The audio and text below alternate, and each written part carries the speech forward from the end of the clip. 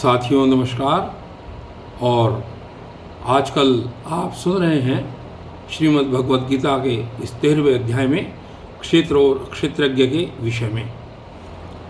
साथियों, आपको बताया गया था, भगवान श्री कृष्ण ने बताया कि क्षेत्र और क्षेत्रज्ञ क्या हैं।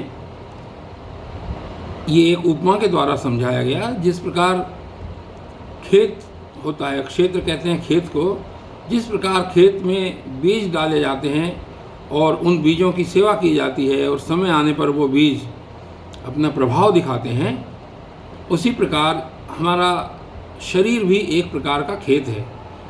और इसमें हमारे कर्म और संस्कार संबंधी बीज जब डाले जाते हैं तो समय आने पर वो संस्कार और हमारे कर्म अपना प्रभाव दिखाते हैं और उसी के अनुसार हमारा भविष्य तय होता है कि क्या होना है।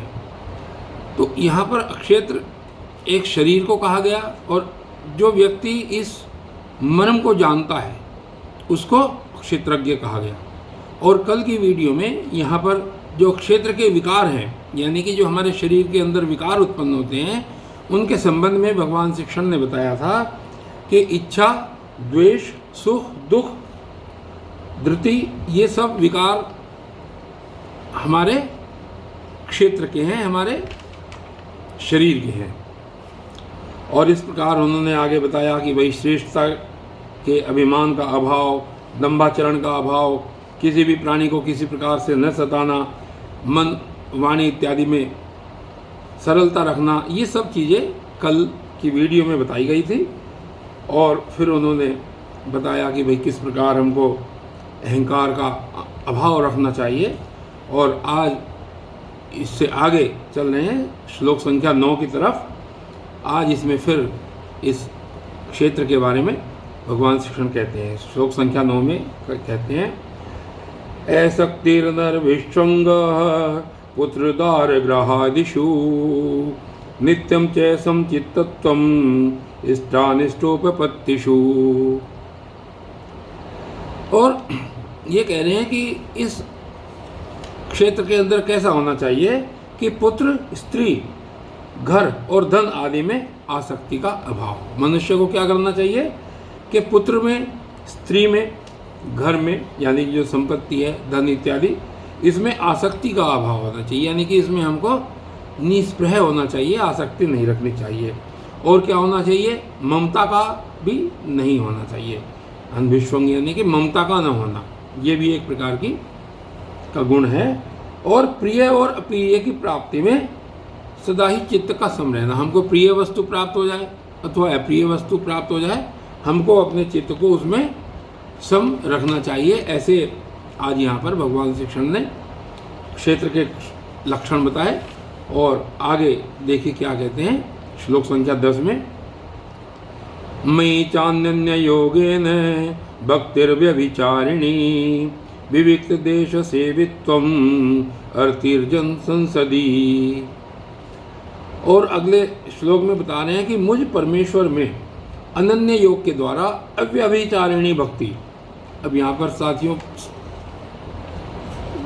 प्रश्न उत्पन्न होता है कि अव्यभिचारिणी भक्ति कैसी होती है।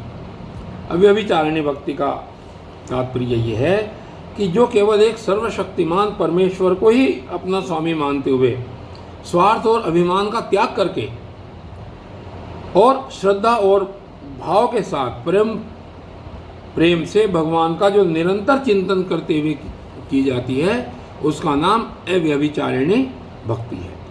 तो अव्यभिचारिणी भक्ति और एकांत और शुद्ध देश में रहने का स्वभाव, हमको बहुत भीड़ भाड़ पसंद न हो और शुद्ध जगह पर हम रहें, एकांत और शुद्ध देश में रहने का स्वभाव, और विषयासक्त मनुष्य के समुदाय में प्रेम का न होना।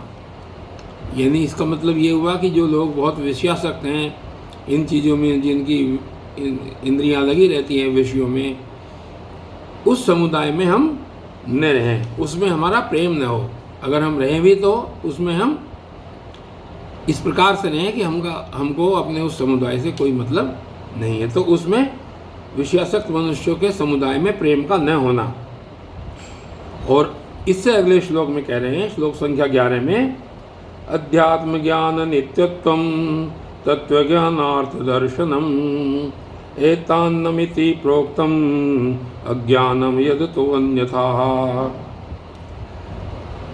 ये सब अभी तक भगवान शिक्षण के द्वारा क्षेत्र के लक्षण बताए जा रहे हैं। और अब इस श्लोक में भी भगवान शिक्षण ये बता रहे हैं कि अध्यात्म ज्ञान में नित्य स्थिति, अध्यात्म जो हमारा अध्यात्म ज्ञान है, हम उसकी ओर अग्रसर रहें और तत्व ज्ञान के अर्थ रूप परमात्मा को ही देखना, यह सब ज्ञान है।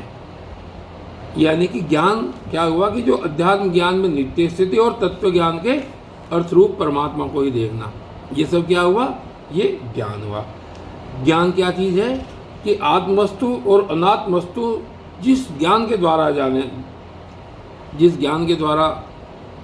जानी जाती है वो अध्यात्म ज्ञान है। तो अध्यात्म ज्ञान में नित्य स्थिति और तत्व ज्ञान के अर्थरूप परमात्मा को देखना, यह सब ज्ञान है। और जो इससे विपरीत है वो क्या है, वो सब अज्ञान है, ऐसा कहा जाता है। भगवान शिक्षण यहाँ पर कह रहे हैं कि ये सब ज्ञान है और जो ऐसा नहीं है, जो इसके विपरीत है, वो अज्ञान है।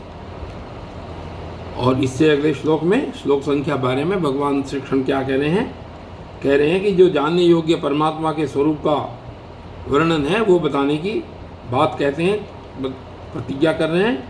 और उससे निर्गुण स्वरूप का वर्णन, यानी अभी तक जो निर्गुण स्वरूप और सगुण रूप चल रहे थे उनके बारे में आगे इस श्लोक से आगे चलेंगे। श्लोक संख्या 12 में कह रहे हैं, ज्ञेयं यत् प्रवक्ष्यामि यज्ञात्वामृतमश्नुते अनादिमत् परं ब्रह्म न सत्तन्या सदुच्यते। कि जो जानने योग्य है और जिसको जानकर मनुष्य परमानंद को प्राप्त होता है, जो जानने योग्य है और जिसको जानकर मनुष्य परमानंद को प्राप्त होता है, उसको भली भांति कहूँगा। यहाँ पर भगवान शिक्षण कह रहे हैं अर्जुन के लिए कि जो जानने योग्य है और जिसको जानकर के मनुष्य प्रसन्नता को प्राप्त होता है, परमानंद को प्राप्त होता है, वही चीज़ मैं तेरे लिए भली भांति कहूँगा। और वो अनादि पर ब्रह्म न सत ही है, न सत ही कहा जाता है और न असत ही कहा जाता है।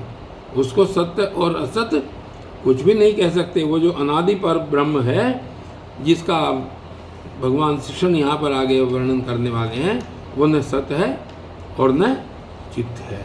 इस प्रकार साथियों, आज केवल इतना ही, और आगे इस क्षेत्र और क्षेत्रज्ञ विभाग योग में भगवान शिक्षण क्या कह रहे हैं ये आगे देखेंगे। तब तक के लिए धन्यवाद।